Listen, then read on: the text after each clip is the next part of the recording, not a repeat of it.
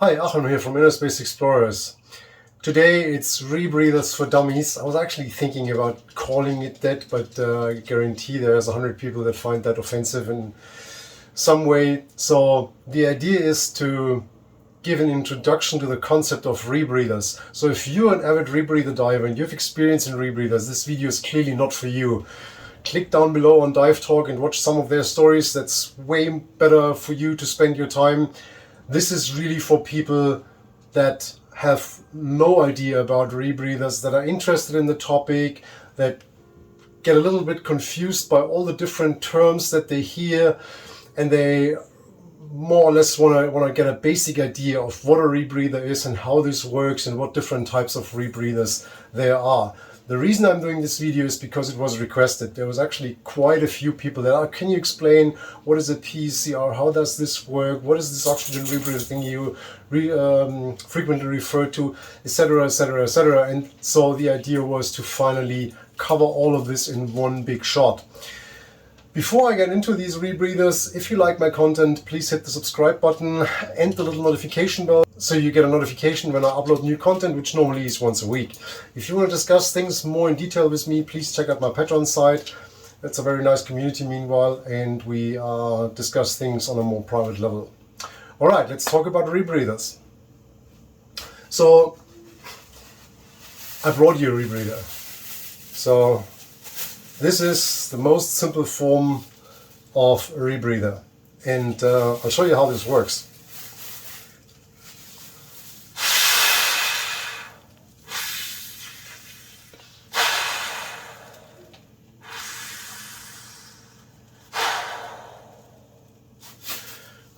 You might think, okay, now he lost it. That's a plastic bag. Yeah, it is. And what I did was I was rebreathing.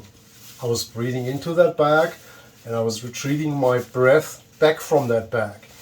So don't do this at home. This is actually not safe. But it just gives you the general idea. You do not exhale from a source of this compressed gas like a scuba cylinder and exhale into the water, which means the gas is lost and you produce a lot of bubbles. But you basically breathe into a bag, which we later on call counterlung or breathing bag, basically. And then you get your breath back from that. That's it. So there's two things that are problematic with this concept. First of all, we use about 4% of oxygen from the volume of gas that we inhale on every breathing cycle, which means what I just did is I was rebreathing air back and forth. So when I was inhaling 21% oxygen. When I was exhaling, it was more like 16% oxygen, in that range.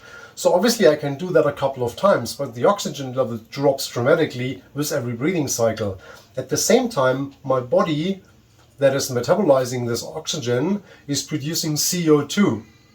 And this CO2 is actually building up in that bag. So if I would continue breathing in and out from that bag, two things would happen. First of all, my body would realize at some point, hey, there's too much CO2 in my breathing cycle and I need to get rid of that, which means he gives me a signal to breathe harder and deeper and faster because he wants to get rid of that.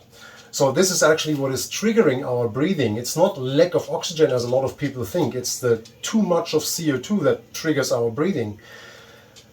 So by doing that, I would actually use up even more oxygen and produce even more CO2, which would actually increase the effect and would lead to CO2 poisoning, and ultimately it would lead to me fainting, getting unconscious. The second thing is that, yeah, I'm dropping this oxygen level in that gas, and at some point I would, along with my CO2 poisoning, would run into issues with lack of oxygen, hypoxia, which ultimately can lead to death. So there's two things we need to prevent that from happening, which is additional gas source. We need to provide oxygen to that system that we just created, consisting out of my lungs and that breathing bag. And we need a way to get rid of the CO2. And that brings me to this wonderful drawing that I made behind me. There we have our lungs. And then we have our counterlung, so the bag that I just had in my hands. And basically what we just did is we just had these two components, right? I was breathing in the bag and from the bag, back and forth. So now we added a scrubber. This is a container that holds the absorbent, and the absorbent chemically takes the CO2 out of the system. So what happens is we exhale in this scrubber here, and the gas is cleaned from that CO2. So the gas goes out of this container back into the counterlung, or actually takes a detour from our lungs through the scrubber into the counterlung, and when it arrives there, it has no CO2 anymore. But at the same time, it has less oxygen. So and literally also the amount of gas is less, because we're missing the oxygen. The oxygen was transferred into CO2. The CO2 stays here, and the remaining gas goes out here. So not only do we have less oxygen now, we also have less volume. So now comes the second thing we need oxygen. So we need to substitute the oxygen that our body used. So here you can already see that probably a very small bottle, I actually have one here, that was a classical rebreather bottle. It's actually just 0.8 liters, and this was a constant flow. That's a bit different thing, but that shows pretty clearly we can use a very small bottle of oxygen just to compensate for the oxygen that our body burns, which is roughly around 0.8 liters of oxygen per minute when in rest. So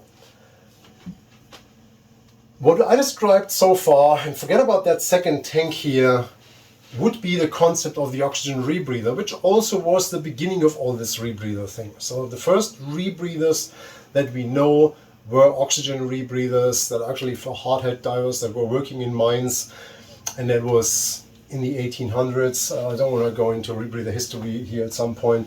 So what I just described here is basically an oxygen rebreather. So there's only one gas, which is pure oxygen, and obviously we would have to clean our system out, which would mean we flush it before we start the machine, so we get rid of the air in our lungs and just take in pure oxygen from that additional oxygen source that we have in the rebreather. And then we use a little bit of oxygen, convert it into CO2. CO2 gets taken out by the scrubber and is substituted by more pure oxygen. So obviously with the oxygen rebreather we are very limited. So we are limited regarding depth. Normally if you take it by the book it would be 6 meters. In reality it's a little bit more like 10 meters. I talked about this in other videos, it's not the point here. But obviously this one gas is limiting our abilities regarding depth when we want to dive with these units. So a lot of people then, and that's like the natural progression, okay, then I take this oxygen bottle and substitute it, let's say with a 50% nitrox bottle or an air bottle or an 80% nitrox bottle, something like that. I just add another gas and I just put one different bottle instead of the oxygen there. Would that work? And the answer is very simple. The answer is no, it doesn't work. There's actually have been quite a few people and organizations testing that, and the result was always not good. There's actually quite a few fatalities with people playing around with that. And now we need to figure out why this is the case. Why do we need two different bottles as soon as we want to dive with something else than pure oxygen? And why we cannot put just one other tank in there? At least if we think real rebreather, which means we do not expel any gas into the water.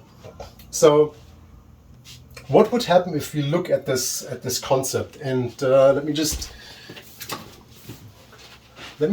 erase this diluent bottle here. Let's just stick with our oxygen rebreather. So, oxygen rebreather. So now what we do is we also take the oxygen out, and let's say we take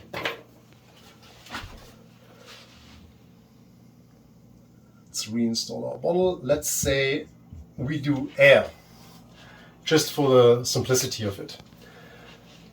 So now we would fill our system with air, so we have air in our lungs, air in our counter lung, and we start our breathing cycle. So now we inhale 21%, we exhale, go through the scrubber and go back out here, and suddenly we don't have 21% oxygen and let's say roughly 79% of nitrogen. We suddenly have 17% of oxygen, still 79% of nitrogen, and a little bit less volume. So we compensate for that volume with air. So obviously, if I take pure oxygen out, which my body uses and converts into CO2, and substitute it by a gas with 21% oxygen and 79% nitrogen, I do not get back to 21%. So with every breathing cycle, taking the volume down, taking the oxygen level down by 4% and substituting it with air instead of pure oxygen, I still have the same issue that we had without the bottle. We reduce our oxygen level more and more and more and more till we reach a point where this is not supporting our life anymore and we run into hypoxia issues. The only thing we support is the volume, so that doesn't work. And that brings us, let me just take that away again, before some person sees this 30 seconds of video and says, this is all wrong. This brings us to these two units here, the SCR. Today's video is sponsored by Tauchturm Seiersberg. So it's tauchturm.at. I put a link in the description. You can also see it here. And if you are from Austria, Germany, Switzerland, so from that area, really go and check it out. I've been there with my family. I've been diving there with my kids. It's the biggest indoor dive center in Austria. It's 11 meters deep. Super nice and warm, super clean. There's also a really nice dive shop. And also Graz itself as a city is definitely worth a visit. So if you have a couple of days and want to do a nice trip with your family, I can highly recommend that. Thank you Tauchturm for sponsoring this video. And now we continue with our content.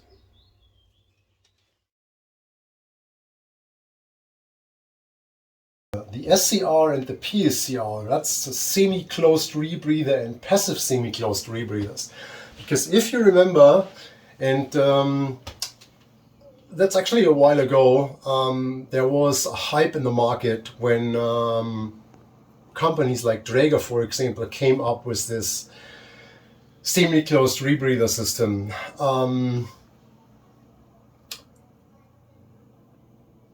That never really took off, so to speak. So there was the Atlantis, there was the Dolphin, there was the Dräger Ray. Actually, I'll put a link in the description here when I converted a Dräger Ray into a pure oxygen rebreather. And what all these rebreathers had in common, they were semi-closed machines and they used only one tank, which normally contained nitrox. And what they did not support only the fraction of gas that our body used, these 4% of oxygen. They just calculated a certain amount of stream of gas that is injected in the system, and that is obviously more than what our body needs. So instead of just putting in this little bit of oxygen that we actually metabolized, it provided a lot more gas. So let's say we were diving 32% nitrox, so there was a constant stream of, I'll just make this a nitrox bottle, and there was a constant stream over a defined injection. And the problem with that is, first of all, you have a drop in oxygen, so you're not breathing 32% now, but it's the ratio between the amount of gas that you inject in the system on a constant rate and what you take out by breathing in combination with the depth. And that leads then to, let's say, 28%. So You have 32% in the system and you're diving 28%. Just an example, there's actually lists and tables and calculations where you can actually check out which injection you take, which injector you take and which gas, and then you come out with this amount of oxygen in the final breathing gas. The problem with all of this is that it's not a fully closed rebreather. The deeper you go, the higher the gas consumption is. And if I remember correct, when you were diving in the 40 to 50 meter range with these machines, the amount of gas you used was almost that you would use open circuit, and you constantly have bubbles coming out from the system. That's why it's called a semi-closed rebreather. And in the end, people realized that the cost of these machines, the maintenance of a rebreather for a very small benefit, if at all, wasn't worth it, and these machines more or less disappeared. There have been quite a few different models on the market. I have spontaneously at least 5 more in the back of my head that popped up at some point and then disappeared again. So today you basically don't see these machines anymore. A little bit more special semi-closed rebreather was the PCR, with the most famous one was the RB80, but there's a couple of clones and mock-ups from this, but that was like the most famous PCR. And PCR stands for passive semi-closed rebreather, and the idea there was that there was no constant stream of bubbles, but there was a gas addition based on the volume. And there was a fixed ratio between the gas you take in and the amount of gas that is expelled in the water. The effect is the same. You dive, let's say, a 32% nitrox, you get it in the machine, and I think the normal ratio was 1:10. So 1/10 of your breathing cycle was expelled in the water and fresh gas was coming in. That was triggered by a simple second stage. And that also lowered the amount, so you're diving 32% as a drive gas, and in the end you were diving like 28% or something like that. So it was, I always tend to say, it was not a rebreather, it was more like a gas extension tool.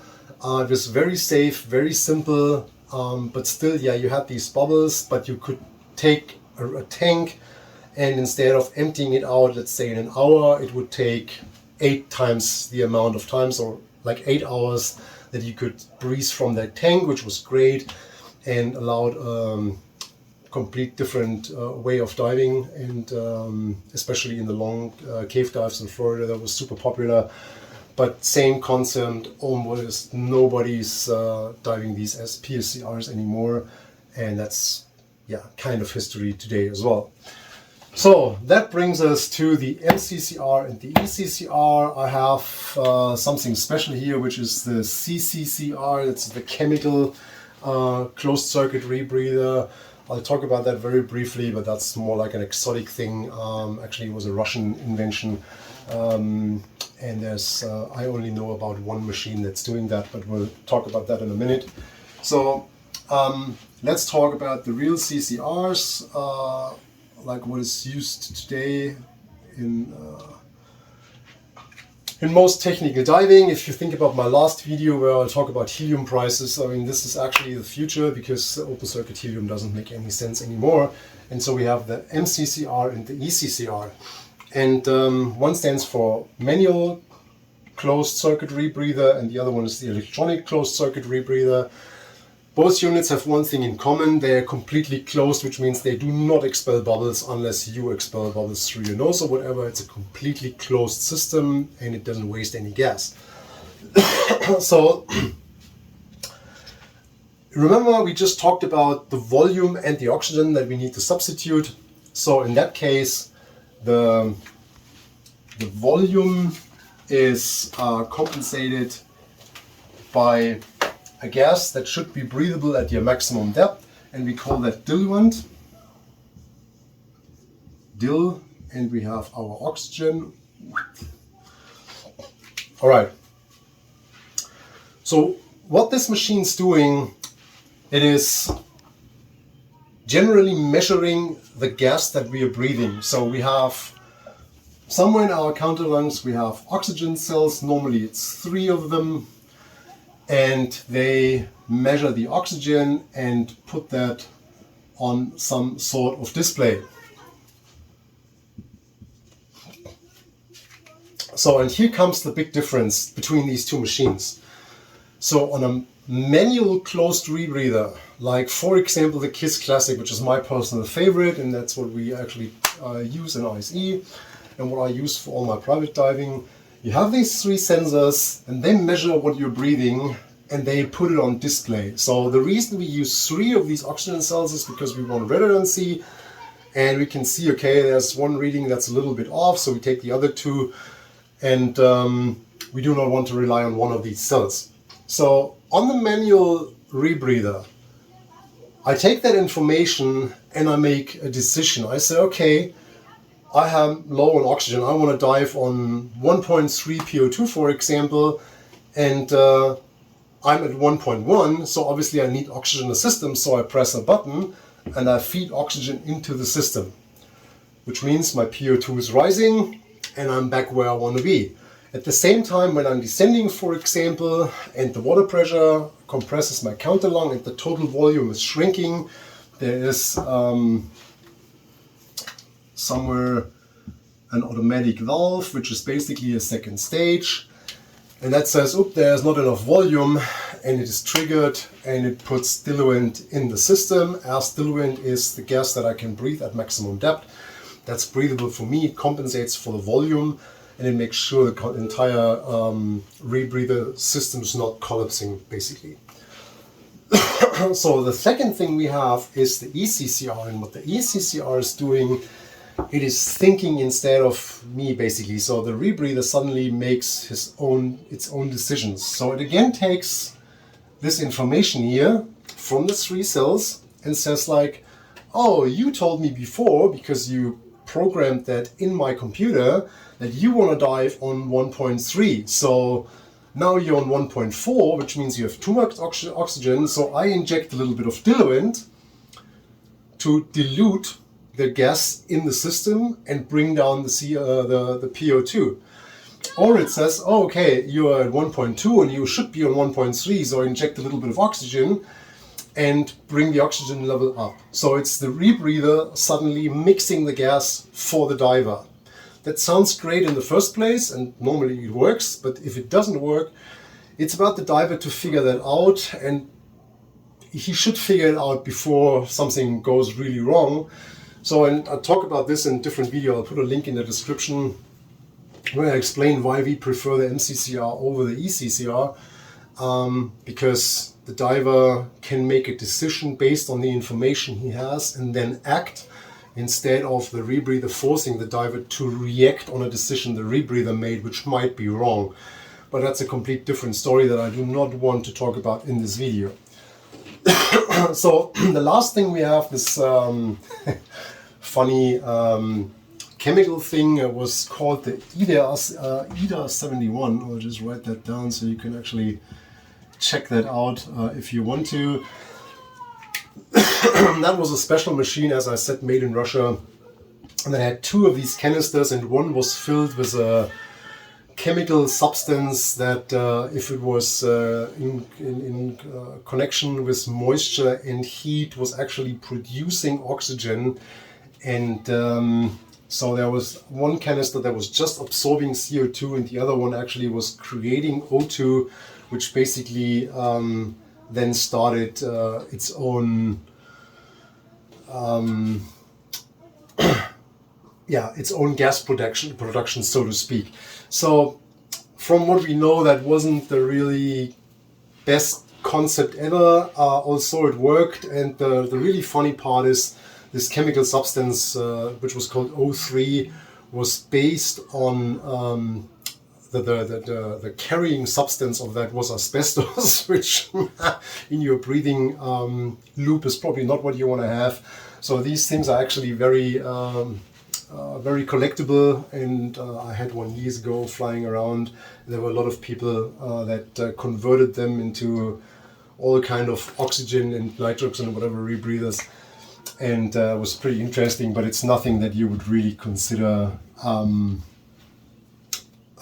as dive gear today, so it's more like a collectible item. All right, So I hope that gives a little bit of an idea about the concept at all. If you have questions, comments, please put them in the comment section. Other than that, stay safe, and I'll see you in the next video. Bye-bye.